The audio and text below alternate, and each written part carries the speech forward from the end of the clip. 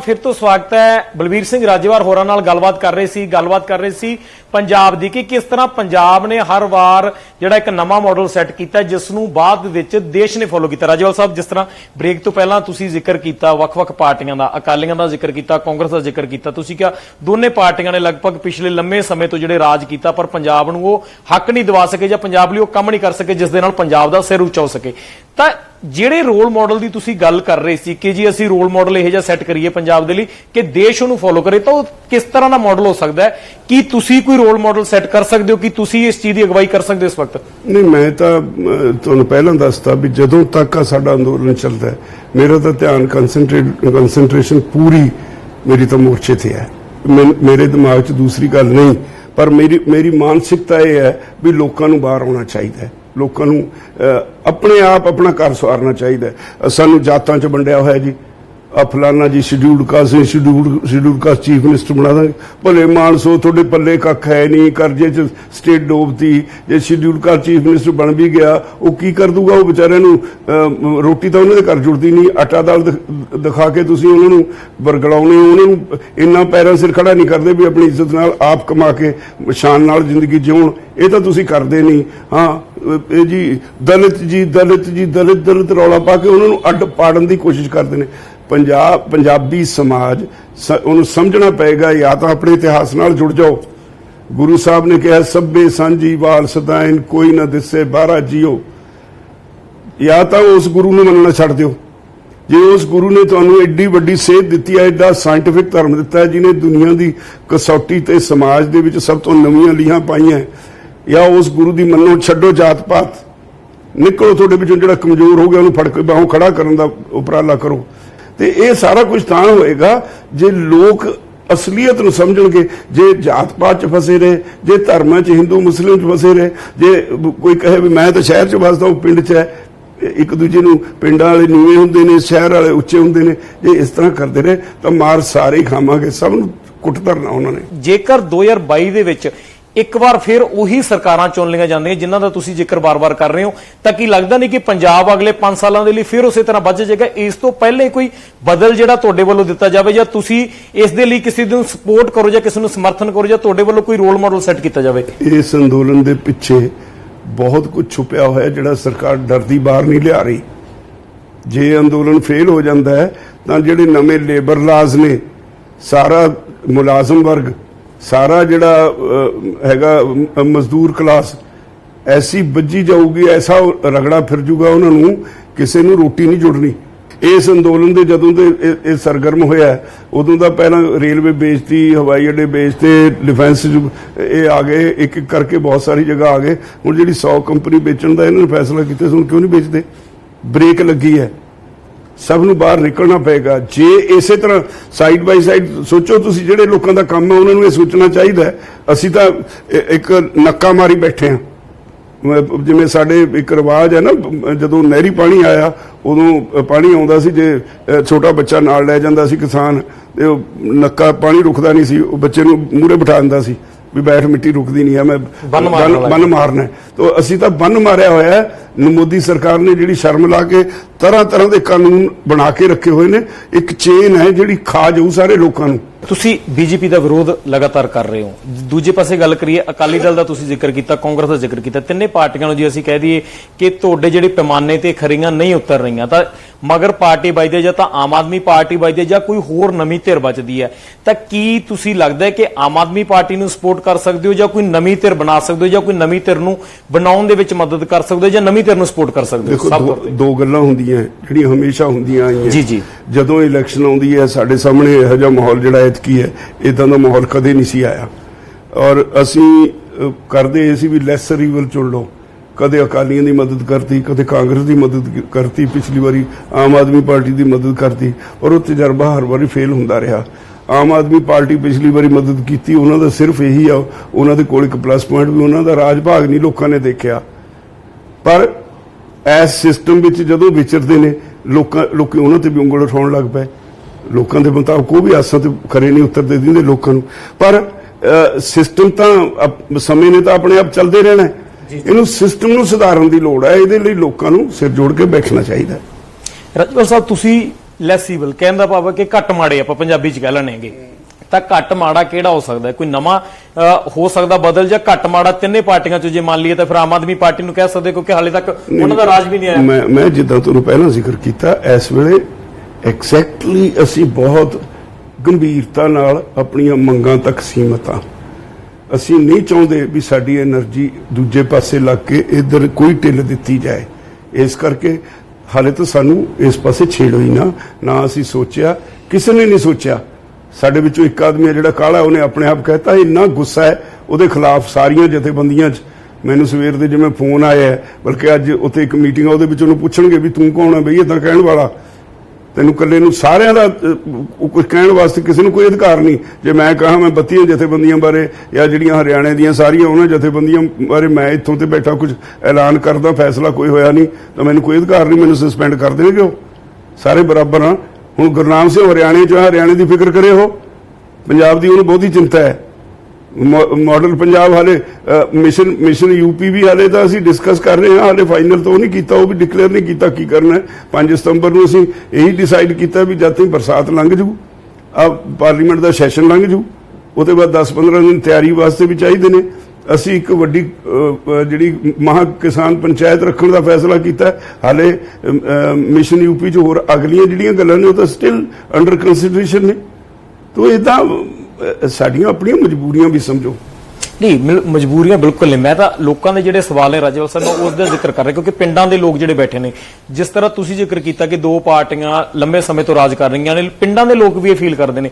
ਤਾਂ ਲੋਕ ਵੀ ਇਹ ਚਾਹੁੰਦੇ ਨੇ ਕਿ ਜੀ ਉਹਨਾਂ ਨੂੰ ਕੋਈ ਬਦਲ ਮਿਲੇ, ਪਰ ਬਦਲ ਕਿਹੜਾ ਮਿਲੇ ਉਹ ਕਿਸ ਨੂੰ ਸਮਝ ਨਹੀਂ ਆ ਰਿਹਾ। 2012 ਦੇ ਵਿੱਚ PPP ਆਉਂਦੀ ਹੈ ਤਾਂ ਲੋਕਾਂ ਨੂੰ ਲੱਗਦਾ ਕਿ ਸ਼ਾਇਦ ਸਾਨੂੰ ਇਹਦੇ ਮਗਰ ਜਾਣਾ ਚਾਹੀਦਾ। 2017 ਦੇ ਵਿੱਚ ਆਮ ਆਦਮੀ ਪਾਰਟੀ ਆਉਂਦੀ ਹੈ, ਲੋਕਾਂ ਨੂੰ ਲੱਗਦਾ ਸਾਨੂੰ ਇਹਦੇ ਮਗਰ ਜਾਣਾ ਚਾਹੀਦਾ। ਇਸ ਤੋਂ ਪਹਿਲਾਂ ਵੀ ਛੋਟੇ-ਛੋਟੇ ਅਕਾਲੀ ਦਲ, ਤੁਸੀਂ ਲੰਮਾ ਸਮਾਂ ਕਿਉਂਕਿ ਰਾਜਨੀਤੀ ਨੂੰ ਦੇਖਦੇ ਆ ਰਹੇ ਹੋ, ਤਾਂ ਬਹੁਤ ਸਾਰੇ ਅਕਾਲੀ ਦਲ ਦੇ ਵਿੱਚੋਂ ਅਕਾਲੀ ਦਲ ਨਿਕਲਦੇ ਰਹੇ ਨੇ, ਤਾਂ ਇੱਕ ਬਦਲ ਦੇ ਤੌਰ ਤੇ ਲੋਕ ਨੂੰ ਦੇਖਦੇ ਰਹੇ ਨੇ। ਤਾਂ 22 ਦੇ ਵਿੱਚ ਉਹੀ ਬਦਲ ਕਿਤੇ ਨਾ ਕਿਤੇ ਲੱਗ ਨਹੀਂ ਰਿਹਾ ਕਿ ਕਿਉਂਕਿ ਕਿਸਾਨ ਅੰਦੋਲਨ ਨੂੰ ਪੂਰਾ ਪੰਜਾਬ ਦੇ ਜਿਹੜੇ ਪਿੰਡ ਨੇ ਉਹ ਵੱਡੇ ਲੈਵਲ ਤੇ ਸਪੋਰਟ ਕਰ ਰਹੇ ਨੇ, ਤਾਂ ਉਹ ਕਿਸਾਨੀ ਨੂੰ ਇੱਕ ਬਦਲ ਦੇ ਤੌਰ ਤੇ ਦੇਖ ਰਹੇ ਨੇ। ਚਾਹੇ ਤੁਸੀਂ ਹੋਵੋ, ਚਾਹੇ ਤੁਹਾਡੇ ਵੱਲੋਂ ਨਿਯੁਕਤ ਕੀਤੇ ਕੋਈ ਨੌਜਵਾਨ ਚਿਹਰੇ ਹੋਣ ਇਸ ਚੀਜ਼ ਦੇ ਵਿੱਚ। ਦੇਖੋ, ਕਿਸਾਨੀ ਇਕੱਲੀ ਨਹੀਂ ਪੰਜਾਬ 'ਚ ਵਸਦੀ, ਠੀਕ ਹੈ, ਵੱਡਾ ਤਬਕਾ ਹੈ, ਇਹਦੇ ਵਿੱਚ ਵੰਡੀਆਂ ਵੀ ਉਨੀ ਵੱਧ ਨੇ।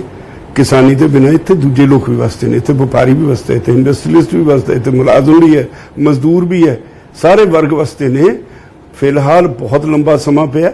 ਇਹ ਪੋਲੀਟੀਕਲ ਪਾਰਟੀਆਂ ਨੂੰ ਅੰਦੋਲਨ ਸਤਾਉਂਦਾ ਸੀ। ਮੈਂ ਸਮਝਦਾ ਅੰਦੋਲਨ ਤੋਂ ਧਿਆਨ ਹਟਾਉਣ ਲਈ ਇਹਨਾਂ ਨੇ 1 ਸਾਲ ਪਹਿਲਾਂ ਹੀ ਮੁਹਿੰਮ ਸ਼ੁਰੂ ਕਰਤੀ। ਲੋਕ ਇਹਨਾਂ ਨੂੰ ਮੂੰਹ ਨਹੀਂ ਸੀ ਲਾਉਂਦੇ, ਇਹਨਾਂ ਨੂੰ ਫਿਕਰ ਹੋ ਗਿਆ ਵੀ ਸਾਨੂੰ ਤਾਂ ਪਤਾ ਨਹੀਂ, ਉਸ ਵੇਲੇ ਵੀ ਨਾ ਮੂੰਹ ਲਾਉਣ। ਇਹ ਹੁਣ ਜਾ ਕੇ ਟੱਕਰਾਂ ਮਾਰਦੇ ਨੇ ਲੋਕਾਂ ਦੇ ਵਿੱਚ। ਹਾਲੇ ਕੋਈ ਇੰਨਾ ਛੇਤੀ ਕਦੇ ਕੋਈ ਕੰਪੇਨ ਨਹੀਂ ਚੱਲਦੀ ਜਿੰਨੀ ਇਹਨਾਂ ਨੇ ਹੁਣ ਛੇਤੀ ਕਰਤੀ। ਇਹ ਮੈਨੂੰ ਲੱਗਦਾ ਹੈ ਵੀ ਪੰਜਾਬ ਵਿੱਚ ਜਿਹੜੇ ਪੋਲੀਟੀਕਲ ਲੀਡਰ ਨੇ ਉਹ ਕਿਸਾਨ ਅੰਦੋਲਨ ਤੋਂ ਡਰਦੇ ਮਾਰੇ ਜਿਹੜਾ ਇਲੈਕਸ਼ਨ ਕਰਨ ਲੱਗ ਪਏ 1 ਸਾਲ ਪਹਿਲਾਂ ਹੀ। ਹਾਲੇ ਵੀ 7 ਮਹੀਨੇ 8 ਮਹੀਨੇ ਪਏ ਨੇ, ਤੇ 7-8 ਮਹੀਨੇ ਦਾ ਸਮਾਂ ਬਹੁਤ ਹੁੰਦਾ ਹੈ। ਹਾਲੇ ਸਾਨੂੰ ਅੰਦੋਲਨ ਲੜ ਲੈਣ ਦਿਓ। ਤਾਂ ਲੋਕਾਂ ਦੇ ਨਾਲ ਗੱਲਬਾਤ ਕਰਨ ਤੋਂ ਬਾਅਦ ਕੋਈ ਫੈਸਲੇ ਲਏ ਜਾ ਸਕਦੇ ਨੇ। ਹਮੇਸ਼ਾ ਲੋਕ ਗਾਈਡ ਕਰਦੇ ਨੇ, ਕਿਤੇ ਆਪਣੇ ਆਪ ਤਾਂ ਨਹੀਂ ਹੋ ਗਿਆ। ਮੈਂ 2017 ਚ ਜਿਹੜੀ ਉਹ ਘਟਨਾ ਹੋਈ ਨੀਤੀ ਆਯੋਗ ਦੀ ਮੀਟਿੰਗ ਦੀ, ਉਹਦੇ ਬਾਅਦ ਮੈਂ 2 ਸਾਲ ਕਾਗਜ਼ ਇਕੱਠੇ ਕਰਦਾ ਰਿਹਾ, ਤੁਰਦਾ ਰਿਹਾ, ਲੋਕਾਂ ਨੂੰ ਕਾਨਫਰੰਸਾਂ, ਸੈਮੀਨਾਰ, ਮੁਜ਼ਾਹਰੇ ਕਰਕੇ ਐਜੂਕੇਟ ਕਰਦਾ ਰਿਹਾ। ਫਿਰ ਜਾ ਕੇ 2020 ਚ ਅਸੀਂ ਇਕੱਠੇ ਹੋਏ, ਹਾਲਾਤ ਐਸੇ ਪੈਦਾ ਹੋ ਗਏ, ਅਸੀਂ ਸਾਰੇ ਇਕੱਠੇ ਹੋ ਗਏ। ਤੇ ਇਸੇ ਤਰ੍ਹਾਂ ਲੋਕਾਂ ਨੂੰ ਪਹਿਲਾਂ ਤਿਆਰ ਕਰਨਾ ਪਏਗਾ। ਲੋਕੀ ਜਿਹੜੇ ਨੇ ਹੁਣ ਆਪਣੇ ਆਪ ਜੇ ਤਿਆਰ ਹੋ ਰਹੇ ਨੇ, ਅੱਛੀ ਗੱਲ ਹੈ। ਮੈਂ ਸ਼ੁਭ ਸ਼ਗਨ ਕਹਾਂਗਾ ਵੀ ਜੇ ਲੋਕਾਂ ਨੂੰ ਸਮਝ ਆ ਰਹੀ ਹੈ ਵੀ ਜਿਹੜਾ ਮੌਜੂਦਾ ਸਿਸਟਮ ਹੈ ਇਹ ਤੋਂ ਜਾਨ ਛੁੱਟਣੀ ਚਾਹੀਦੀ ਹੈ, ਲੋਕਾਂ ਨੂੰ ਸੋਚਣਾ ਚਾਹੀਦਾ, ਸੁਹਿਰਦਤਾ ਨਾਲ ਸੋਚਣਾ ਚਾਹੀਦਾ। ਸੋਚਣਾ ਇਹ ਵੀ ਚਾਹੀਦਾ ਹੈ ਜੇ ਸਾਡੇ ਬੱਚੇ ਕੈਨੇਡਾ, ਅਮਰੀਕਾ 'ਚ, ਆਸਟ੍ਰੇਲੀਆ 'ਚ ਸੈਟਲ ਵੀ ਹੋ ਜਾਣ ਨਾ, ਤੁਹਾਡੀਆਂ ਜੜ੍ਹਾਂ ਇੱਥੋਂ ਸੁੱਕ ਜਾਣਗੀਆਂ। ਔਰ ਬਿਨਾਂ ਜੜ੍ਹਾਂ ਤੇ ਕਿਸੇ ਕਮਿਊਨਿਟੀ ਨੂੰ ਦੁਨੀਆ ਦੇ ਵਿੱਚ ਕੋਈ ਥਾਂ ਨਹੀਂ ਲੱਭਦੀ। ਅੱਜ ਵੀ ਦੁਨੀਆ ਦੇ ਵਿੱਚ ਜਿਹੜੇ ਬਾਹਰੋਂ ਜਾ ਕੇ ਇੱਕ ਦੂਜੇ ਮੁਲਕ ਸੈਟਲ ਹੋਣ ਨੇ, ਪੈਸਾ ਤਾਂ ਕਮਾ ਲਿਆ, ਉਹ ਉਹਨਾਂ ਨੇ ਭੱਜ ਕੇ ਮੁੜ ਕੇ ਆਪਣੀਆਂ ਜੜ੍ਹਾਂ ਵੱਲ ਨੂੰ ਜਾਂਦੇ ਨੇ। ਰਾਜੇਵਾਲ ਸਾਹਿਬ, ਤੁਸੀਂ ਜਿਸ ਚੀਜ਼ ਦਾ ਜ਼ਿਕਰ ਕਰਦੇ ਹੋ ਕਿ ਅਸੀਂ ਵੀ ਤੁਹਾਨੂੰ ਦੇਖਦੇ ਰਹੇ ਹਾਂ ਕਿ ਚੰਡੀਗੜ੍ਹ ਦੇ ਕਿਸਾਨ ਭਵਨ 'ਚ ਤੁਸੀਂ ਬਹੁਤ ਲੰਮੀਆਂ ਰਾਜਨੀਤਿਕ ਪਾਰਟੀਆਂ ਦੇ ਨਾਲ ਮੀਟਿੰਗਾਂ ਕਰਦੇ ਰਹੇ ਹੋ, ਉਹਨਾਂ ਨੂੰ ਸਮਝਾਉਂਦੇ ਰਹੇ ਹੋ ਖੇਤੀਬਾੜੀ ਦੇ ਬਾਰੇ, ਖੇਤੀਬਾੜੀ ਕਾਨੂੰਨਾਂ ਦੇ ਬਾਰੇ। ਤਾਂ ਕੀ ਰਾਜੇਵਾਲ 2022 ਦੇ ਵਿੱਚ ਇਸੇ ਤਰ੍ਹਾਂ ਹੀ ਲੋਕਾਂ ਦੇ ਵਿੱਚ ਰਾਜਨੀਤਿਕ ਚੇਤਨਾ ਪੈਦਾ ਕਰਨ ਦੇ ਲਈ ਪ੍ਰਚਾਰ ਕਰ ਸਕਦਾ ਕਿਸੇ ਦਿਨ? ਇਹ ਹਾਲੇ ਮੇਰੇ ਕੋਲ ਇੱਕ ਕੰਮ ਉਹ ਹੀ ਨਹੀਂ ਮੁੱਕਿਆ। ਮੈਂ ਕੀ ਕਹਾਂ, ਜੇ ਇਹਦੇ ਚ ਫ੍ਰੀ ਹੋ ਜਾਾਂਗੇ ਫਿਰ ਲੋਕਾਂ ਕੋਲ ਜਾਵਾਂਗੇ ਵੀ ਹੁਣ ਦੱਸੋ ਕੀ ਕਰੀਏ। ਮੇਰੀ ਇੱਛਾ ਵੀ ਇੱਥੇ ਕੋਈ ਪੰਜਾਬ ਨੂੰ ਬਚਾਉਣ ਵਾਲੇ ਲੋਕ ਨਿਕਲਣ ਬਾਹਰ। ਪੰਜਾਬ ਨੂੰ ਬਚਾਉਣਾ ਬਹੁਤ ਵੱਡੀ ਜ਼ਰੂਰਤ ਹੈ। ਸਮੇਂ ਦੀ ਜ਼ਰੂਰਤ ਹੈ। ਜੇ ਪੰਜਾਬ ਬਚ ਗਿਆ, ਪੰਜਾਬ ਨੇ ਬਾਕੀ ਸਟੇਟਾਂ ਨੂੰ ਸੇਧ ਦੇਣੀ ਹੈ। ਇਹ ਤਾਂ ਲੋਕਾਂ ਨੂੰ ਧਰਮ ਦੇ ਨਾਂ ਤੇ ਪਾੜ ਕੇ ਖਾ ਜਾਣਗੇ। ਭਾਜਪਾ ਵਾਲਿਆਂ ਦੀ ਸੋਚ ਇੰਨੀ ਕਮਿਊਨਲ ਸੋਚ ਹੈ। ਮੈਂ ਸਮਝਦਾ ਇਹ ਦੇਸ਼ ਸਿਰਫ ਇੱਕ ਗੱਲ ਕਰਕੇ ਬਚਿਆ ਹੋਇਆ ਹੈ ਵੀ ਇੱਥੇ ਹਿੰਦੂਆਂ ਵਿੱਚ ਬਹੁਤ ਵੱਡਾ ਹਿੱਸਾ ਹੈ ਜਿਹੜਾ ਕਮਿਊਨਲ ਨਹੀਂ ਹੋਇਆ, ਜਿਹੜਾ ਅੱਜ ਵੀ ਸੈਕੂਲਰ ਮਾਈਂਡਡ ਹੈ। ਨਹੀਂ, ਇਹ ਤਾਂ ਹਿੰਦੂ ਤੋਂ ਕਰਕੇ ਦੇਸ਼ ਨੂੰ ਤੋੜ ਕੇ ਤਾਂ ਅੱਜ ਕੁਝ ਤਾਂ ਹੋਰ ਦਾ ਹੋਰ ਹੀ ਬਣਾ ਦਿੰਦੇ। ਇਹ ਖੁਸ਼ਕਿਸਮਤੀ ਹੈ ਦੇਸ਼ ਦੀ ਵੀ ਬਹੁਤ ਵੱਡਾ ਸੈਕਸ਼ਨ ਹੈ ਜਿਹੜਾ ਲੋਕਾਂ ਦੀ ਜ਼ਿੰਦਗੀ ਬਾਰੇ ਸੋਚਦਾ ਹੈ। ਤੋ ਇਹ ਤਾਂ ਧਰਮਾਂ 'ਚ ਵੰਡ ਕੇ ਖਾ ਜਾਣਗੇ। ਤੇ ਜਦੋਂ ਮੋਰਚਾ ਫਤਿਹ ਹੋ ਗਿਆ ਫਿਰ ਉਹਦੇ ਬਾਅਦ ਅਸੀਂ ਤੁਹਾਡੇ ਨਾਲ ਸਾਰੇ ਨਾਲ ਰਲ ਕੇ ਆਪਾਂ ਕਰਾਂਗੇ ਕੁਝ ਹੀਲਾ ਕੋਈ ਪੰਜਾਬ ਦਾ। ਉਹੀ ਸਵਾਲ ਤਿਆਰ ਹੈ। ਕੌਣ ਆਉਂਦਾ ਉਹ ਅਲੱਗ ਸਵਾਲ ਹੈ, ਪਰ ਕੁਝ ਬਿਹਤਰ ਹੋਣਾ ਚਾਹੀਦਾ। ਪੰਜਾਬ ਨਾਲ ਜਿਵੇਂ ਦੁਸ਼ਮਣ ਹੁੰਦੀ ਹੈ ਇਦਾਂ ਬਿਹੇਵ ਕਰਦੇ ਨੇ ਜਿਹੜੇ ਦਿੱਲੀ ਗੱਦੀ ਤੇ ਬਹਿ ਜਾਂਦੇ ਨੇ। ਇੱਕ ਨਵੀਂ ਗੱਲ ਹੋ ਰਹੀ ਹੈ ਜੀ, ਉਹ ਭੱਜਣ ਦੀ ਤਿਆਰੀ 'ਚ ਨੇ ਪ੍ਰੋਕਿਉਰਮੈਂਟ ਤੋਂ। ਉਹ ਸਾਡੇ ਕੋਲ ਪੈਸਾ ਨਹੀਂ, ਤੁਹਾਨੂੰ ਸੀਸੀਐਲ ਲਿਮਿਟ ਨਹੀਂ ਦਿਆ ਕਰਨੀ। ਜੇ ਇੱਥੇ ਸਰਕਾਰਾਂ ਨੇ ਜਿਹੜੇ ਤੁਹਾਡੇ ਰਿਸੋਰਸਿਸ ਨੇ ਉਹਨੂੰ ਲੁੱਟਣ ਤੇ ਧਾਈਆ ਰੱਖਿਆ ਨਾ, ਤੇ ਸੀਸੀਐਲ ਲਿਮਿਟ ਬਣਾਉਣ ਜੋਗੇ ਨਾ ਹੋਏ, ਹੈ ਸਾਡੇ ਕੋਲ ਸਾਰਾ ਕੁਝ। ਅਸੀਂ ਆਪਣੀ ਸੀਸੀਐਲ ਲਿਮਿਟ ਦੀ ਲੋੜ ਨਹੀਂ ਪੈਣੀ, ਅਸੀਂ ਆਪਣੇ ਪੈਸੇ ਇੰਨੇ ਅਰੇਂਜ ਕਰ ਸਕਦੇ ਹਾਂ। ਅਸੀਂ ਪੰਜਾਬ ਦਾ ਪਾਣੀ ਬਚਾਉਣ ਵਾਸਤੇ, ਡਾਈਵਰਸੀਫਿਕੇਸ਼ਨ ਵਾਸਤੇ ਅਸੀਂ ਜਿਹੜਾ ਉਹਦਾ ਬਦਲਾ ਕ੍ਰੌਪ ਦਾ ਉਹਦੀ ਪ੍ਰੋਕਿਉਰਮੈਂਟ ਕਰ ਸਕਦੇ ਹਾਂ, ਹੈਗਾ ਸਾਡੇ ਕੋਲ। ਉਹ ਆਉਣ ਵਾਲੇ ਸਮੇਂ 'ਚ ਹੋਰ ਖਤਰਨਾਕ ਦੌਰ 'ਚ ਜਾ ਰਹੇ ਹਾਂ ਅਸੀਂ, ਜਦੋਂ ਜਿਹੜੇ ਕੇਂਦਰ ਵਾਲੇ ਨੇ ਉਹਨਾਂ ਨੇ ਭੱਜ ਜਾਣਾ, ਸਾਨੂੰ ਰੱਬ ਦੇ ਰਹਿਮ ਤੇ ਛੱਡ ਦੇਣਾ। ਤੇ ਜੇ ਰੱਬ ਦੇ ਰਹਿਮ ਤੇ ਛੱਡਿਆ ਤਾਂ ਜਿਹੜੀ ਸਾਡੀ 30,000 ਕਰੋੜ ਦੀ ਲਿਮਿਟ ਇਹਦੀ ਹੈਗੀ ਸੀਸੀਐਲ ਲਿਮਿਟ ਇਹਦੀ ਕਣਕ ਦੀ, ਇਹਦਾ ਮਤਲਬ 30-32,000 ਕਰੋੜ ਅਸੀਂ ਕਣਕ ਤੇ ਵੱਟਦੇ ਹਾਂ ਤੇ 30-32,000 35,000 ਕਰੋੜ ਰੁਪਈਆ ਅਸੀਂ ਝੋਨੇ ਦਾ ਵੱਟਦੇ ਹਾਂ। ਅਸੀਂ ਜਿਹੜਾ 60-70,000 ਕਰੋੜ ਆਉਂਦਾ, ਜਿਹੜਾ ਮਾਰਕੀਟ ਸਰਕੂਲਰ ਚੱਲਦਾ, ਜਿਹੜਾ ਪੰਜਾਬ ਦੀ ਇਕਨੋਮੀ 'ਚ ਜਾਨ ਪਾਉਂਦਾ ਹੈ, ਜਿੱਦਣ ਇਹ ਬੰਦ ਹੋ ਗਿਆ ਪੰਜਾਬ ਦੀ ਇਕਨੋਮੀ ਸ਼ੈਟਰ ਹੋ ਜੂ, ਕੱਲਾ ਸੜਕਾਂ ਤੇ ਤੁਰਿਆ ਫਿਰੂ। ਇਹ ਬਹੁਤ ਗੰਭੀਰ ਸਵਾਲ ਹੈ ਜਿਹੜਾ ਐਸ 22 ਦਾ ਇਲੈਕਸ਼ਨ ਆ ਜਾਣਾ, ਇਹ ਤੇ ਬਾਅਦ ਇੱਥੇ ਹੋਣ ਵਾਲਾ ਹੈ। ਸਾਨੂੰ ਪਹਿਲਾਂ ਤਿਆਰ ਹੋਣਾ ਪਏਗਾ ਉਹਦੇ ਲਈ ਵੀ।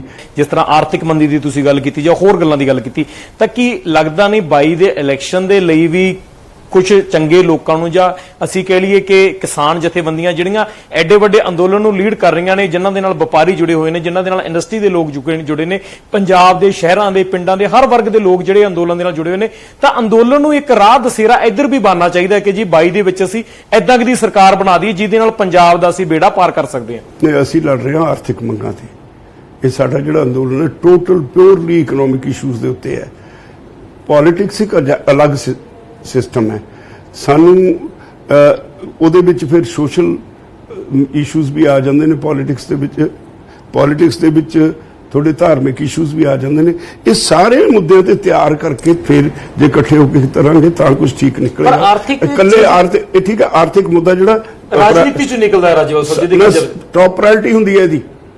ਜੇ ਤੁਹਾਨੂੰ ਰੋਟੀ ਨਹੀਂ ਮਿਲੀ, ਰੋਟੀ ਮਿਲਣਾ ਆਰਥਿਕ ਮੁੱਦਾ ਹੈ। ਜੇ ਰੋਟੀ ਨਹੀਂ ਮਿਲੀ ਤੇ ਤੁਸੀਂ ਕੀ ਕਰੋਗੇ? ਭੁੱਖੇ ਤੁਸੀਂ ਲੜ ਨਹੀਂ ਸਕਦੇ। ਤਾਂ ਆਰਥਿਕ ਗੱਲਾਂ ਠੀਕ ਹੈ, ਇਹਦੀ ਪ੍ਰਾਇੋਰਟੀ ਹੁੰਦੀ ਹੈ, ਸਭ ਤੋਂ ਅੱਗੇ ਹੁੰਦੀਆਂ ਨੇ, ਪਰ ਇਟ ਡਜ਼ਨਟ ਮੀਨ ਇਹਨੇ ਇਕੱਲੇ ਆਰਥਿਕ ਮੁੱਦਿਆਂ ਨਹੀਂ ਪੋਲੀਟੀਕਲ ਸੈਟਅਪ ਚੇਂਜ ਕਰ ਦੇਣਾ। ਪੋਲੀਟੀਕਲ ਸੈਟਅਪ ਚੇਂਜ ਕਰਨ ਵਾਸਤੇ ਤੁਹਾਡੀ ਜਿਹੜੀ ਧਰਮ ਦੀ ਸਿਸਟਮ ਹੈ ਉਹਨੂੰ ਵੀ ਸਮਝਣਾ ਪਊ। ਧਰਮ ਵਿੱਚੋਂ ਅੱਛੀਆਂ ਚੀਜ਼ਾਂ ਲੈਣੀਆਂ ਪੈਣਗੀਆਂ, ਜਿਹਨੂੰ ਐਕਸਪਲੋਇਟ ਕਰਦੇ ਨੇ ਉਹਦੇ ਸਾਹਮਣੇ ਬ੍ਰੇਕ ਲਾਉਣੀ ਪਊਗੀ। ਜਿਹੜੀ ਜਾਤ ਪਾਤ ਹੈ ਉਹਦੇ ਵਿੱਚ ਜਿਹੜੀ ਐਕਸਪਲੋਇਟੇਸ਼ਨ ਉਹਦੇ ਅੱਗੇ ਬ੍ਰੇਕ ਲਾਉਣੀ ਪਏਗੀ। ਜਿਹੜੀ ਤੁਹਾਡੀ ਆਪਸ ਵਿੱਚ ਭਾਈਚਾਰਕ ਸਾਂਝ ਹੈ ਉਹਨੂੰ ਉਭਾਰਨਾ ਪਏਗਾ। ਤਾਂ ਬੜਾ ਕੁਝ ਹੈ ਜਿਹੜਾ ਜਦੋਂ ਵਿਹਲੇ ਹੋਏ ਉਦੋਂ ਹੀ ਸੋਚ ਸਕਾਂਗੇ, ਹਾਲੇ ਤਾਂ ਸੋਚਣ ਦਾ। 22 ਦੇ ਇਲੈਕਸ਼ਨ ਦੇ ਲਈ ਇੱਕ ਸਾਫ਼ ਜਿਹਾ ਸਵਾਲ ਪੁੱਛਾਂ। ਪਹਿਲਾ ਕਿ ਪਾਰਟੀ ਬਣ ਸਕਦੀ ਹੈ, ਦੂਜਾ ਕਿ ਪਾਰਟੀ ਬਿਲਕੁਲ ਵੀ ਨਹੀਂ ਬਣੇਗੀ, ਤੀਜਾ ਕਿ ਇਸ ਦੇ ਬਾਰੇ ਵਿਚਾਰ ਕੀਤਾ ਜਾ ਸਕਦਾ ਹੈ, ਜਾਂ ਕੋਈ ਚੌਥਾ ਤੁਹਾਡੇ ਕੋਲ ਆਪਸ਼ਨ ਆ ਤਾਂ ਤੁਸੀਂ ਉਹ ਵੀ ਦੱਸ ਸਕਦੇ ਹੋ। ਇਹ ਅੱਜ ਬਹੁਤ ਜਲਦੀ ਹੈ, ਬਹੁਤ ਜ਼ਿਆਦਾ ਜਲਦੀ ਹੈ। ਆਪਸ਼ਨਾਂ ਚ ਕਿਹੜਾ ਆਪਸ਼ਨ ਲੱਗਦਾ? ਨਹੀਂ, ਅੱਜ ਕੁਝ ਵੀ ਨਹੀਂ। ਇਹ ਤਿੰਨੇ ਆਪਸ਼ਨਸ ਹਾਲੇ ਮੇਰੇ ਸਾਹਮਣੇ। ਚੌਥਾ ਆਪਸ਼ਨ ਕੀ ਕਹਿ ਸਕਦੇ? ਚੌਥਾ ਆਪਸ਼ਨ ਇਹੀ ਹੈ ਵੀ ਅਸੀਂ ਇਕੱਠੇ ਹੋ ਕੇ ਸਾਰੇ ਲੋਕ, ਪੰਜਾਬੀ ਇਸ ਅੰਦੋਲਨ ਦਾ ਧੁਰ ਹੈ। ਪੰਜਾਬ ਨੇ ਸ਼ੁਰੂਆਤ ਕੀਤੀ, ਅੱਜ ਸਾਰੀ ਦੁਨੀਆ ਤੁਹਾਡੇ ਵੱਲ ਦੇਖਦੀ ਹੈ। ਤੁਹਾਡੀ ਇੱਕ ਕਲਚਰ ਹੈ ਜਿਹੜੀ ਅੜ ਕੇ ਖੜਨ ਦੀ ਹੈ। ਤੁਹਾਡੇ ਵਾਂਗੂ ਦੁਨੀਆ 'ਚ ਕੋਈ ਅੜ ਕੇ ਨਹੀਂ ਖੜਦਾ, ਪੈਰ ਅੜਾ ਕੇ ਤੁਸੀਂ ਖੜੇ ਹੋ। ਜੇ ਇਹਨੂੰ ਮਜ਼ਬੂਤ ਹੋ ਕੇ ਆਪਾਂ ਢਾ ਲੈਂਦੇ ਹਾਂ, ਭਾਜਪਾ ਵਾਲੇ ਜਿਹੜੇ ਇੱਥੇ ਤੁਰੇ ਫਿਰਦੇ ਨੇ, ਭਾਜਪਾ ਦੇ ਲੀਡਰ ਪਹਿਲਾਂ ਇਹੀ ਨਹੀਂ ਸਾਡੇ ਬਸ ਚਾਹੁੰਦੇ, ਰੋਜ਼ ਗਾਲਾਂ ਕੱਢੀ ਤੁਰੇ ਜਾਂਦੇ ਨੇ ਆਪਣੇ ਸੈਲਫਿਸ਼ ਇੰਟਰਸਟ ਵਾਸਤੇ। ਤਾਂ ਇਹਨਾਂ ਨੂੰ ਢਾ ਲੈਂਦੇ ਹਾਂ ਜਦੋਂ, ਫਿਰ ਅਸੀਂ ਦੂਜੀ ਲੜਾਈ ਵੀ ਜਿੱਤ ਜਾਵਾਂਗੇ। 22 ਦੇ ਇਲੈਕਸ਼ਨ ਤੋਂ ਪਹਿਲਾਂ ਕੋਈ ਫੈਸਲਾ ਲਿਆ ਜਾਵੇਗਾ? ਕਿਉਂਕਿ ਇਲੈਕਸ਼ਨ ਤਾਂ ਹੁਣ ਚਲੋ ਅੱਜ ਆਪਾਂ ਕਹਿੰਦੇ 8 ਮਹੀਨੇ ਪਏ ਆ, 8 ਮਹੀਨਿਆਂ ਤੋਂ ਬਾਅਦ 7 ਵੀ ਰਹਿਣਗੇ, 6 ਵੀ ਰਹਿਣਗੇ, 2 ਵੀ ਰਹਿਣਗੇ, ਤਾਂ ਨੇੜੇ ਆ ਕੇ ਕੋਈ ਫੈਸਲਾ ਜ਼ਰੂਰ ਇਸ ਦੇ ਬਾਰੇ ਵਿਚਾਰ ਚਰਚਾ ਕੀਤੀ ਜਾਏਗੀ ਜੀ। ਗੱਲ ਤਾਂ ਇਹ ਹੈ ਕਿਉਂਕਿ ਲੋੜ ਲੱਗ ਰਹੀ ਹੈ। ਤੁਹਾਡੀ ਇਸ ਗੱਲ ਨਾਲ ਸਹਿਮਤ ਹਾਂ ਵੀ ਅਕਸਰ ਕੋਈ ਫੈਸਲਾ ਲੈਣਾ ਪਏਗਾ। ਜੇ ਅੰਦੋਲਨ ਚੱਲਦਾ ਵੀ ਰਿਹਾ ਤਾਂ ਵੋਟਾਂ ਤਾਂ ਅਸੀਂ ਅੱਗੇ ਪਿੱਛੇ ਨਹੀਂ ਕਰ ਸਕਣਾ, ਵੋਟਾਂ ਤਾਂ ਪੈਣੀਆਂ ਨੇ, ਫਿਰ ਉਸ ਵੇਲੇ ਸਾਨੂੰ ਕੋਈ ਫੈਸਲਾ ਲੈਣਾ ਪਏਗਾ। ਉਦੋਂ ਕੀ ਸਥਿਤੀ ਹੁੰਦੀ ਹੈ ਉਹਦੇ ਮੁਤਾਬਕ ਫੈਸਲਾ ਹੋ ਜਾਏਗਾ। ਮੁਸ਼ਕਲ ਇਹ ਹੈ, ਸਾਡਾ ਕਨਸਟੀਟਿਊਸ਼ਨ ਜੋ ਕਹਿੰਦਾ ਹੈ ਵੀ ਅਸੀਂ ਆਪਣੇ ਰਿਪਰੈਜ਼ੈਂਟੇਟਿਵ ਚੁਣ ਕੇ ਭੇਜਦੇ ਹਾਂ, ਉਹਨਾਂ ਨੇ ਲੋਕਾਂ ਦੀ ਜਿਨ੍ਹਾਂ ਨੇ ਚੁਣ ਕੇ ਭੇਜਿਆ ਉਹਨਾਂ ਦੇ ਇੰਟਰਸਟ ਵਾਚ ਕਰਨੇ ਹੁੰਦੇ ਨੇ, ਨਹੀਂ ਤਾਂ ਬਿਊਰੋਕਰੈਟਸ ਜਾਂ ਦੂਸਰੀਆਂ ਫੋਰਸਿਸ ਹੜਾ ਕੇ ਲੈ ਜਾਂਦੀਆਂ ਸਭ ਕੁਝ। ਤੇ ਸਾਡੇ ਜਿਹੜੇ ਚੁਣੇ ਹੋਏ ਨੁਮਾਇੰਦੇ ਨੇ ਜਿਹੜੇ ਅਸੀਂ ਪਾਰਲੀਮੈਂਟ 'ਚ ਭੇਜੇ, ਜਿਨ੍ਹਾਂ ਨੇ ਸਰਕਾਰ ਬਣਾਈ, ਸਾਡੇ ਇੰਟਰਸਟ ਵਾਚ ਕਰਨ ਦੀ ਬਜਾਏ ਕਿਸੇ ਹੋਰ ਦੇ, ਸਾਡੇ ਵਿਰੋਧੀਆਂ ਦੇ ਇੰਟਰਸਟ ਵਾਚ ਕਰਨ ਲੱਗ ਪਏ, ਤਾਂ ਫਿਰ ਇਹ ਕਿਵੇਂ ਹੋ ਸਕਦਾ ਹੈ? ਉਧਰ ਇਲੈਕਸ਼ਨ ਆ ਜਾਏ ਪੰਜਾਬ ਦੀ, ਉਧਰ ਅਸੀਂ ਚੁੱਪ ਕਰਕੇ ਬੈਠੇ ਰਹਾਂਗੇ। We will have to take decision, ਕੋਈ ਨਾ ਕੋਈ ਫੈਸਲਾ ਲੈਣਾ ਪਏਗਾ। ਕੀ ਇਹ ਡਿਸੀਜਨ ਕਿਸੇ ਪਾਰਟੀ ਨੂੰ ਸਮਰਥਨ ਕਰਨ ਦਾ ਹੋ ਸਕਦਾ ਜਾਂ ਨਵੀਂ ਪਾਰਟੀ ਬਣਾਉਣ ਦਾ ਹੋ ਸਕਦਾ? ਕਿਸੇ ਕੈਂਡੀਡੇਟ ਨੂੰ ਸਮਰਥਨ ਦੇਣ ਦਾ? ਨਹੀਂ, ਇਹ ਉਸ ਵੇਲੇ ਹੋ ਸਕਦਾ। ਅਸੀਂ ਹਰ ਵਾਰੀ ਲੈਂਦੇ ਹਾਂ ਫੈਸਲਾ, ਕੋਈ ਇਸ ਵਾਰੀ ਨਵਾਂ ਨਹੀਂ ਲੈਣਾ। ਜਦੋਂ ਇਲੈਕਸ਼ਨ ਆਉਂਦੀ ਹੈ ਅਸੀਂ ਕਿਸੇ ਨਾ ਕਿਸੇ ਨੂੰ ਸਪੋਰਟ ਕਰਦੇ ਹਾਂ। ਕੀ ਲੱਗ ਰਿਹਾ ਮੌਜੂਦਾ ਪਾਰਟੀਆਂ ਦੇ ਵਿੱਚੋਂ ਵੀ ਕੋਈ ਪਾਰਟੀ ਤੁਹਾਨੂੰ ਅਜਿਹੀ ਲੱਗ ਰਹੀ ਹੋਵੇ ਜਿਹਨੂੰ ਲੱਗ ਰਿਹਾ ਕਿ ਹਾਂ ਯਾਰ ਇਹਨੂੰ ਸਪੋਰਟ ਕਰਾਂਗੇ ਤਾਂ ਸ਼ਾਇਦ ਪੰਜਾਬ ਦਾ ਭਲਾ ਲੱਗ ਰਿਹਾ? 4 ਪਾਰਟੀਆਂ ਰੱਖ ਲਈਆਂ। ਮੈਂ ਸਮਝਦਾ ਇਹ ਬਦਕਿਸਮਤੀ ਹੋਏਗੀ ਜੇ ਅਸੀਂ ਕੋਈ ਇਹਨਾਂ ਦਾ ਟ੍ਰੈਡੀਸ਼ਨਲ ਪੋਲੀਟੀਸ਼ੀਅਨਸ ਦਾ ਬਦਲ ਨਾ ਲੱਭ ਸਕੇ, ਫਿਰ ਸਾਨੂੰ ਮਜਬੂਰੀ ਬਸ ਕੋਈ ਲੈਸਰ ਈਵਲ ਚੁਣਨਾ ਪਏਗਾ। ਲੈਸਰ ਈਵਲ ਦੇ ਵਿੱਚੋਂ ਆਮ ਆਦਮੀ ਪਾਰਟੀ ਹੋ ਸਕਦੀ ਹੈ? ਕੋਈ ਵੀ ਹੋ ਸਕਦੀ ਹੈ, ਕੋਈ ਜ਼ਰੂਰੀ ਨਹੀਂ। ਆਮ ਆਦਮੀ ਕਾਂਗਰਸ ਵੀ ਹੋ ਸਕਦੀ ਹੈ? ਕਾਂਗਰਸ ਵੀ ਹੋ ਸਕਦੀ ਹੈ। ਕਾਂਗਰਸ ਨੂੰ ਸਪੋਰਟ ਕੀਤਾ ਇੱਕ ਵਾਰੀ, ਜਦੋਂ 2002 ਚ ਕੈਪਟਨ ਆਇਆ ਉਦੋਂ ਵੀ ਸਪੋਰਟਡ ਹਿਮ, ਔਰ ਉਹਦੇ ਬਾਅਦ ਅਕਾਲੀ ਦਲ ਨੂੰ ਸਪੋਰਟ ਕੀਤਾ ਸੀ। 2017 ਚ ਅਸੀਂ ਆਮ ਆਦਮੀ ਨੂੰ ਸਪੋਰਟ ਕੀਤਾ। ਅਸੀਂ ਕਿਸੇ ਨਾਲ ਬੱਝੇ ਨਹੀਂ ਹੋਏ, ਅਸੀਂ ਕਿਸੇ ਦੇ ਜਰਖਰੀ ਥੋੜੋ ਆ, ਅਸੀਂ ਇੰਡੀਪੈਂਡੈਂਟ ਆ, ਅਸੀਂ ਪੰਜਾਬੀ ਆ, ਅਸੀਂ ਇਸ ਦੇਸ਼ ਦੇ ਸ਼ਹਿਰੀ ਆ। ਸਾਡਾ ਵੋਟ ਦੇਣਾ ਸਾਡਾ ਅਧਿਕਾਰ ਹੈ, ਕਿਹਨੂੰ ਦੇਣੀ ਅਸੀਂ ਫੈਸਲਾ ਲਵਾਂਗੇ। ਜਿਹੜੇ ਇਸ ਤੋਂ ਪਹਿਲਾਂ ਸਪੋਰਟ ਦੇਣ ਦੀ ਗੱਲ ਹੁੰਦੀ ਸੀ ਰਾਜੇਵਾਲ ਸਾਹਿਬ, ਅਕਸਰ ਉਹ ਤੁਹਾਡੀ ਯੂਨੀਅਨ BKU ਰਾਜੋਵਾਲ ਦਾ ਫੈਸਲਾ ਹੁੰਦਾ ਸੀਗਾ, ਕਿਉਂਕਿ ਹੁਣ 32 ਜਿਹੜੀਆਂ ਕਿਸਾਨ ਜਥੇਬੰਦੀਆਂ ਜਾਂ ਹੋਰ ਕਾਫੀ ਜ਼ਿਆਦਾ ਕਿਸਾਨ ਜਥੇਬੰਦੀਆਂ ਉਹ ਮਿਲ ਕੇ ਕੰਮ ਕਰ ਰਹੀਆਂ, ਤਾਂ ਕੋਈ ਫੈਸਲਾ ਸੰਯੁਕਤ ਵੀ ਹੋ ਸਕਦਾ ਹੈ ਕਿ 32 ਦੀ 32 ਕਿਸਾਨ ਜਥੇਬੰਦੀਆਂ ਇਹ ਫੈਸਲਾ ਕਰ ਲੈਣ ਕਿ ਫਲਾਨੀ ਪਾਰਟੀ ਨੂੰ ਸਹਿਯੋਗ ਦੇਣਾ ਜਾਂ ਫਲਾਨੇ ਮੰਨ ਲਓ ਨਵੀਂ ਪਾਰਟੀ ਬਣਾ ਕੇ ਉਸ ਨੂੰ ਸਹਿਯੋਗ ਦਿੱਤਾ ਜਾਵੇ। ਕੁਝ ਵੀ ਹੋ ਸਕਦਾ, ਕਿਉਂਕਿ ਅੱਜ ਸਾਡਾ ਜਿਹੜਾ ਅਲਾਇੰਸ ਹੈ, ਸਾਡੇ ਪਾਲਿਸੀ ਡਿਫਰੈਂਸਿਸ ਦੇ ਬਾਵਜੂਦ ਅਸੀਂ ਸਾਡੇ 'ਚ ਉਂਗਲ ਨਹੀਂ ਖੁੱਭਦੀ ਇਸ ਅੰਦੋਲਨ ਨੂੰ ਲੜਨ ਵਾਸਤੇ। ਇਦਾਂ ਇੱਕ ਚਟਾਨ ਵਾਂਗ ਸਾਰੇ ਖੜੇ ਹਾਂ, ਜਿੰਨੇ ਮਰਜ਼ੀ ਪਾਲਿਸੀ ਡਿਫਰੈਂਸਿਸ ਹੋਣ, ਅਸੀਂ ਸਾਰੇ ਕਿਸੇ ਨੂੰ ਇੱਕ ਦੂਜੇ ਨੂੰ ਇੱਧਰ ਉੱਧਰ ਜਾਣ ਨਹੀਂ ਦਿੱਤੇ। ਮੈਂ ਗੁਰਨਾਮ ਸਿੰਘ ਨੇ ਗੱਲ ਕੀਤੀ ਹੈ ਨਾ, ਮੈਂ ਔਨ ਬਿਹਾਫ ਆਫ ਆਲ ਮਾਈ ਕੰਸਟੀਚੁਐਂਟਸ, ਸਾਡੇ ਜਿਹੜੇ ਬਾਕੀ ਦੇ ਸਾਥੀ ਨੇ ਉਹਨਾਂ ਵੱਲੋਂ ਮੈਂ ਇਹਨੂੰ ਕੰਡੈਮ ਕਰਦਾ। ਦਮ ਹੈ ਵੀ ਅਸੀਂ ਇਕੱਠੇ ਹਾਂ ਔਰ ਉਹਨੂੰ ਆਪਣੀ ਗੱਲ ਇਹ ਵਾਪਸ ਲੈਣੀ ਪੈਗੀ। ਹਾਂ, ਇਹ ਠੀਕ ਹੈ ਵੀ ਜਦੋਂ ਜੇ ਅੰਦੋਲਨ ਹੀ ਲੰਬਾ ਚੱਲਦਾ ਹੈ ਉਦੋਂ ਤੱਕ ਇਲੈਕਸ਼ਨ ਆ ਗਈ, ਵੀ ਵਿਲ ਟੇਕ ਡਿਸੀਜਨ। ਫਿਰ ਕਿਵੇਂ ਲੈਣੇ ਆ, ਕਿਆ ਉਦੋਂ ਹਾਲਾਤ ਦੱਸਣਗੇ ਕਿ ਸਾਡੀ ਜਥੇਬੰਦੀ ਨੂੰ ਇਕੱਲੀ ਨੂੰ ਫੈਸਲਾ ਲੈਣਾ ਪੈਂਦਾ ਹੈ ਕਿ ਸਾਰੇ 32 ਦੀ 32 ਇਕੱਠੀਆਂ ਹੋ ਕੇ ਲੈਂਦੀਆਂ ਨੇ, ਇਹ ਉਸ ਵੇਲੇ ਵਕਤ ਦੱਸੋ। ਮਤਲਬ ਅੰਦੋਲਨ ਸਪੋਜ਼ ਕਰੋ ਜੇ ਅਗਸਤ 'ਚ ਵੀ ਖਤਮ ਹੋ ਜਾਂਦਾ ਤਾਂ ਇਲੈਕਸ਼ਨ ਤਾਂ ਫਿਰ ਵੀ ਆਉਣੇ ਨੇ, ਤਾਂ ਕੀ ਲੱਗਦਾ ਨਹੀਂ ਕਿ ਉਸ ਸਮੇਂ ਵੀ ਇੱਕ ਮਿਲ ਕੇ ਫੈਸਲਾ ਲੈਣ ਦੀ ਲੋੜ ਹੈ ਵੀ ਜੇ ਇਹਨੂੰ ਜਿੱਤ ਲਿਆ ਤਾਂ ਹੁਣ ਅੱਗੇਲੇ ਵੀ ਜਿੱਤੇ ਜਾਵੇ? ਇਹ ਇੱਕ ਪਹਿਲਾ, ਤੁਸੀਂ ਹੈਰਾਨ ਹੋ ਇਸ ਗੱਲ ਤੇ, ਹਿਸਟਰੀ 'ਚ ਪਹਿਲਾ ਤਜਰਬਾ ਹੈ ਜਦੋਂ ਕਮਿਊਨਿਸਟ ਨਾਨ ਕਮਿਊਨਿਸਟ ਸਾਰੇ ਇਕੱਠੇ ਹੋ ਕੇ ਲੜ ਰਹੇ ਨੇ। ਕਦੇ ਇਦਾਂ ਨਹੀਂ ਹੋਇਆ। ਅਲੱਗ-ਅਲੱਗ ਸੋਚ ਦੇ ਮਾਲਕ ਇੰਨਾ ਇੱਕ ਦੂਜੇ ਦੇ ਨੇੜੇ ਆ ਗਏ, ਇੱਕ ਸੋਚ ਤੇ ਚੱਲ ਰਹੇ। ਮੈਨੂੰ ਕਈ ਆ ਕੇ ਕਹਿਣਗੇ ਵੀ ਅਸੀਂ ਤੇਰੇ ਕੱਟੜ ਵਿਰੋਧੀ ਸੀ, ਤੇ ਯਾਰ ਸਾਨੂੰ ਤਾਂ ਸਮਝੇ ਹੁਣ ਆਈ ਤੂੰ ਕੀ ਹੈ। ਮੈਂ ਵੀ ਦੇਖਦਾ, ਮੈਨੂੰ ਜਿਹੜਾ ਲੱਗਦਾ ਸੀ ਕਮਿਊਨਿਸਟ ਹੈ, ਯਾਰ ਨਾ ਯਾਰ ਛੱਡੇ ਤੂੰ, ਪਰ ਇਹਦੇ ਨੇੜੇ ਨਹੀਂ ਜਾਣਾ। ਜਦ ਉਹਨਾਂ ਨਾਲ ਕੰਮ ਕਰਦਾ ਸਵਾਦ ਹੀ ਹੋਰ ਆਉਂਦਾ। ਬਹਿਸ ਇੰਨੀ ਹੁੰਦੀ ਹੈ, ਬਾਹਰ ਦੀ ਖੱਲ ਲਾਉਂਦੇ ਆ, 6-6 ਘੰਟੇ ਮੀਟਿੰਗ ਹੁੰਦੀ ਹੈ, ਜਦ ਮੀਟਿੰਗ ਹੋ ਕੇ ਫੈਸਲਾ ਹੋ ਜਾਂਦਾ ਸਾਰੇ ਇਕੱਠੇ। ਇਹ ਤਾਂ ਇੱਕ ਅਲੱਗ ਕਿਸਮ ਦਾ ਐਕਸਪੀਰੀਅੰਸ ਹੈ। ਇਹ ਵੀ ਹੋ ਸਕਦਾ ਵੀ ਅਸੀਂ ਇਕੱਠੇ ਹੋ ਕੇ ਫੈਸਲਾ ਲੈ ਲਈਏ, ਮੈਂ ਰੂਲ ਆਊਟ ਨਹੀਂ ਕਰਦਾ। ਇਕੱਠੇ ਹੋ ਕੇ ਨਵੀਂ ਪਾਰਟੀ ਬਣਾ ਸਕਦੇ ਹੋ ਜੇ 32 ਕਿਸਾਨ ਜਥੇਬੰਦੀਆਂ ਇਕੱਠੇ ਸਕਦੇ ਆ ਤਾਂ ਇੱਕ ਪਾਰਟੀ ਬਣ ਸਕਦੀ ਹੈ। ਮੈਂ ਕੁਝ ਰੂਲ ਆਊਟ ਨਹੀਂ ਕਰਦਾ, ਪਾਰਟੀਆਂ ਬਣਦੀਆਂ ਰਹਿੰਦੀਆਂ, ਟੈਂਦੀਆਂ ਰਹਿੰਦੀਆਂ, ਪਰ ਸਾਡੀ ਸੋਚ ਇੱਕ ਹੋਣੀ ਚਾਹੀਦੀ ਹੈ। ਜਦੋਂ ਸੋਚ ਇੱਕ ਹੋ ਗਈ ਅਸੀਂ ਇਕੱਠੇ ਹੋ ਕੇ ਵੀ ਬਣਾ ਸਕਦੇ ਹਾਂ, ਨਹੀਂ ਅੱਡ-ਅੱਡ ਕਿਸੇ ਨਾ ਕਿਸੇ ਨੂੰ ਸਪੋਰਟ ਕਰ ਸਕਦੇ ਹਾਂ। ਤਾਂ ਕਿ ਆਪਣੀ ਪਾਰਟੀ ਬਣ ਸਕਦੀ ਹੈ ਔਰ ਅਲੱਗ-ਅਲੱਗ ਵੀ ਸਪੋਰਟ ਹੋ ਸਕਦੀ ਹੈ, ਜਾਂ ਰਲ ਕੇ ਇੱਕ ਪਾਰਟੀ ਨੂੰ ਵੀ ਸਪੋਰਟ ਹੋ ਸਕਦੀ ਹੈ? ਨਹੀਂ, ਉਹ ਤਾਂ ਮੈਂ ਪਹਿਲਾਂ ਤੁਹਾਨੂੰ ਦੱਸਦਾ ਨਾ, ਇਹ ਤਾਂ ਕੀ ਹਾਲਾਤ ਦੇ ਉੱਤੇ ਡਿਪੈਂਡ ਕਰਦਾ ਹੈ। ਜੇ ਤਾਂ ਮੋਰਚਾ ਅਗਸਤ ਤੱਕ ਹੋ ਗਿਆ ਪਾਸ, ਉਹਦੇ ਬਾਅਦ ਫਿਰ ਇਹਦੇ ਬਾਰੇ ਸਾਰੇ ਇਕੱਠੇ ਹੋਵਾਂਗੇ। ਸਾਨੂੰ ਤਾਂ ਇਕੱਠੇ ਹੋ ਕੇ ਲੜਨ ਦਾ ਸਵਾਦ ਪੈ ਗਿਆ। ਤੁਸੀਂ ਇਹ ਦੇਖੋ, ਗਾਹ ਨੂੰ ਸਰਕਾਰ ਲਈ ਮੁਸੀਬਤ ਖੜੀ ਹੋ ਗਈ, ਜਿਹੜੀ ਮਰਜ਼ੀ ਸਰਕਾਰ ਹੋਵੇ। ਹੁਣ ਅਸੀਂ ਜਦੋਂ ਲੜਾਂਗੇ ਇਕੱਠੇ ਹੋ ਕੇ ਲੜਾਂਗੇ। ਐਵੇਂ ਦੂਰ ਦੂਰ ਨੂੰ ਭੱਜੀ ਜਾਂਦੇ ਸੀ ਇੱਕ ਦੂਏ ਵੱਲ ਨੂੰ ਦੇਖ ਕੇ ਵੀ ਉਹ ਸਿੰਘ ਮਾਰੂ, ਉਹ ਆ ਕਰੂ। ਹੁਣ ਤਾਂ ਜੋ ਇਕੱਠੇ ਹੋਏ ਆ, ਹੁਣ ਤਾਂ ਆਨੰਦ ਹੀ ਬੜਾ ਆਉਂਦਾ ਬਹਿਸ ਕਰਕੇ, ਆਪ ਨੂੰ ਬਹੁਤ ਕੁਝ ਸਿੱਖਣ ਨੂੰ ਮਿਲਦਾ ਹੈ। ਤੋ ਇਸ ਕਰਕੇ ਵਕਤ ਦੱਸੂ ਕੀ ਹੁੰਦਾ ਹੈ। ਅਸੀਂ ਇਕੱਠੇ ਹਾਂ, ਇਕੱਠੇ ਰਹਾਂਗੇ, ਵਾਹਿਗੁਰੂ ਮਿਹਰ ਕਰੂ। ਸ਼ਾਇਦ ਇਹਦੇ ਵਿੱਚ ਪ੍ਰਮਾਤਮਾ ਕੋਈ ਭਲਾ ਚਾਹੁੰਦਾ ਹੈ।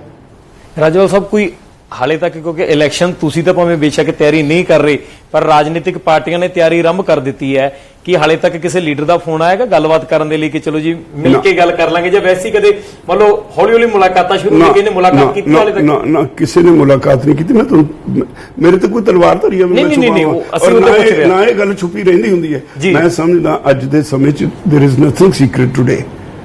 ਹਰ ਚੀਜ਼ ਜਿਹੜੀ ਹੈ, ਕੰਧਾਂ ਦੇ ਵੀ ਕੰਨ ਹੁੰਦੇ ਨੇ, ਪਤਾ ਲੱਗ ਜਾਂਦੀ ਹੈ ਬਾਹਰ ਕੀ ਹੋਇਆ। ਇਦਾਂ ਦੀ ਕੋਈ ਗੱਲ ਨਹੀਂ, ਨਾ ਕਿਸੇ ਨਾਲ ਗੱਲ ਕਰਨ ਦਾ ਕਦੇ ਮਨ ਹੋਇਆ, ਨਾ ਕਿਸੇ ਨੇ ਕੋਈ ਗੱਲ ਇਸ ਤਰ੍ਹਾਂ ਦੀ ਕੀਤੀ। ਨਹੀਂ, ਕਿਸੇ ਲੀਡਰ ਵੱਲੋਂ ਅਪਰੋਚ ਆਈ ਹੋਵੇ, ਆਮ ਆਦਮੀ ਦੇ ਕਿਸੇ ਲੀਡਰ ਨੇ ਅਪਰੋਚ ਕੀਤੀ ਹੋਵੇ? ਨਾਟ ਐਟ ਆਲ, ਕਦੀ ਵੀ ਨਹੀਂ ਹੋਈ। ਨਹੀਂ, ਆਪਣੇ ਮੋਰਚੇ ਤੇ ਧਿਆਨ ਦਿੱਤਾ ਹੋਇਆ, ਕਿਸੇ ਦੀ ਕੋਈ ਗੱਲ ਨਹੀਂ, ਕਦੇ ਕਿਸੇ ਦਾ ਫੋਨ ਵੀ ਨਹੀਂ ਆਇਆ, ਕਿਸੇ ਨੇ ਨਹੀਂ ਕਿਹਾ ਵੀ ਫੋਨ ਕਰਕੇ ਕੰਟੈਕਟ ਕਰ ਲਈਏ, ਨਾ, ਇਸ ਤਰ੍ਹਾਂ ਦੀ ਕੋਈ ਗੱਲ ਨਹੀਂ। ਰਾਜਨੀਤਿਕ ਪਾਰਟੀਆਂ ਕਹਿ ਰਹੀਆਂ ਸੀ, ਬੀਜੇਪੀ ਖਾਸ ਤੌਰ ਤੇ ਕਹਿੰਦੀ ਜੀ ਇਹ ਰਾਜਨੀਤਿਕ ਅੰਦੋਲਨ ਹੈ। ਜਿੱਦਾਂ ਹੀ ਗੁਰਨਾਮ ਚੜੂਨੀ ਦਾ ਬਿਆਨ ਆਉਂਦਾ, ਕਹਿੰਦੇ ਜੀ ਦੇਖੋ ਅਸੀਂ ਪਹਿਲਾਂ ਹੀ ਕਹਿ ਰਹੇ ਸੀ ਕਿ ਰਾਜਨੀਤੀ ਕਰਨਗੇ, ਔਰ ਉਸੇ ਗੱਲਾਂ ਤੇ ਆ ਗਏ। ਬੀਜੇਪੀ ਨਾਲ ਸਾਡੀ ਲੜਾਈ ਹੈ। ਗੁਰਨਾਮ ਸਿੰਘ ਚੜੂਨੀ ਨੇ ਉਹਨਾਂ ਨੂੰ ਮੌਕਾ ਦਿੱਤਾ ਕਹਿਣ ਨੂੰ, ਤੇ ਅਫਸੋਸ ਹੈ ਮੈਨੂੰ ਵੀ ਉਹਦੀ ਸੋਚ ਤੇ। ਪਰ ਰਾਜਨੀਤਿਕ ਪਾਰਟੀਆਂ ਦੇ ਜੇ ਲੱਗਦਾ ਕਿ ਕੱਲ ਨੂੰ ਜੇ ਕੋਈ ਰਾਜਨੀਤੀ ਪਾਰਟੀ ਬਣਾ ਲਈ ਤਾਂ ਪਾਰਟੀਆਂ ਇਸੇ ਗੱਲ ਤੇ ਹੈਵੀ ਹੋ ਜਾਣਗੀਆਂ ਕਿ ਹਾਂਜੀ ਅਸੀਂ ਕਿਹਾ ਸੀ ਤੇ ਦੇਖੋ ਪਾਰਟੀ ਬਣ ਗਈ ਜਾਂ ਸਮਰਥਨ ਦਿੱਤਾ। ਉਹਨਾਂ ਦਾ ਜਨਮ ਸਿੱਧ ਅਧਿਕਾਰ ਨਹੀਂ ਹੈ ਵੀ ਉਹ ਉਹੀ ਰਾਜਨੀਤੀ ਕਰ ਸਕਦੇ ਆ। ਕੋਈ ਸੰਵਿਧਾਨਕ ਪਾਬੰਦੀ ਹੈ ਸਾਡੇ ਤੇ? ਅਸੀਂ ਇਸ ਦੇ ਸ਼ਹਿਰੀ ਨਹੀਂ, ਉਹ ਕੋਈ ਸਾਡੇ ਸੁਪਰੀਮ ਨੇ। ਉਹ ਇਹ ਨਹੀਂ ਜੋ ਮਰਜ਼ੀ ਆਖਣ, ਜੇ ਫੈਸਲੇ ਲਵਾਂਗੇ ਅਸੀਂ ਇੰਡੀਪੈਂਡੈਂਟ ਲਵਾਂਗੇ। ਸੋ ਚਾਹੇ ਰਾਜਨੀਤਿਕ ਫੈਸਲੇ ਲੈਣੇ ਪੈਣ ਤਾਂ ਕੋਈ ਇਤਰਾਜ਼ ਨਹੀਂ ਨਾ। Everybody has right. ਬਿਲਕੁਲ, ਹਰ ਇੱਕ ਨੂੰ ਆਪਣਾ ਅਧਿਕਾਰ ਹੈ।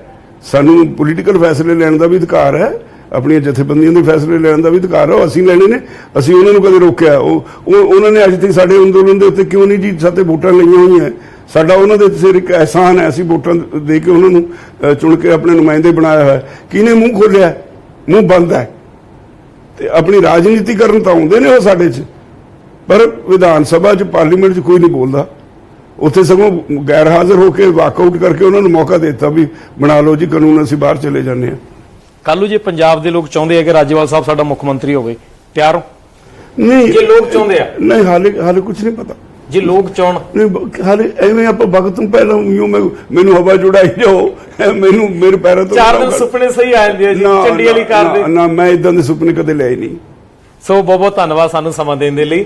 ਸੋ ਇਹ ਸਨ ਵੀਕੇਯੂ ਰਾਜੇਵਾਲ ਦੇ ਪ੍ਰਧਾਨ ਬਲਵੀਰ ਸਿੰਘ ਰਾਜੇਵਾਲ, ਜਿਨ੍ਹਾਂ ਦੇ ਨਾਲ ਬਹੁਤ ਖੁੱਲ ਕੇ ਗੱਲਾਂ ਹੋਈਆਂ ਰਾਜਨੀਤੀ ਨੂੰ ਲੈ ਕੇ, ਅੰਦੋਲਨ ਨੂੰ ਲੈ ਕੇ, ਕਿ ਅੰਦੋਲਨ ਦੀ ਅਗਲੀ ਰੂਪਰੇਖਾ ਕੀ ਹੈ, ਪੰਜਾਬ ਦੇ ਇਲੈਕਸ਼ਨਾਂ ਨੂੰ ਲੈ ਕੇ ਰੂਪਰੇਖਾ ਕੀ ਹੈ। ਸਾਫ਼ ਤੌਰ ਤੇ ਉਹਨਾਂ ਨੇ ਜ਼ਿਕਰ ਕੀਤਾ ਕਿ ਹਾਲੇ ਤੱਕ ਕੋਈ ਇਰਾਦਾ ਨਹੀਂ, ਪਰ ਜਿੱਦਾਂ ਇਲੈਕਸ਼ਨ ਨੇੜੇ ਆਉਣਗੇ ਇਸ ਦੇ ਬਾਰੇ ਫੈਸਲਾ ਜ਼ਰੂਰ ਲੈਣਾ ਪਏਗਾ। ਪਰ ਹਾਲਾਤ ਦੇਖਣੇ ਬੇहद ਜ਼ਰੂਰੀ ਹੋਣਗੇ ਕਿ ਕੀ ਉਸ ਸਮੇਂ ਅੰਦੋਲਨ ਚੱਲ ਰਿਹਾ ਹੈ ਜਾਂ ਅੰਦੋਲਨ ਖਤਮ ਹੋ ਚੁੱਕਾ ਹੈ।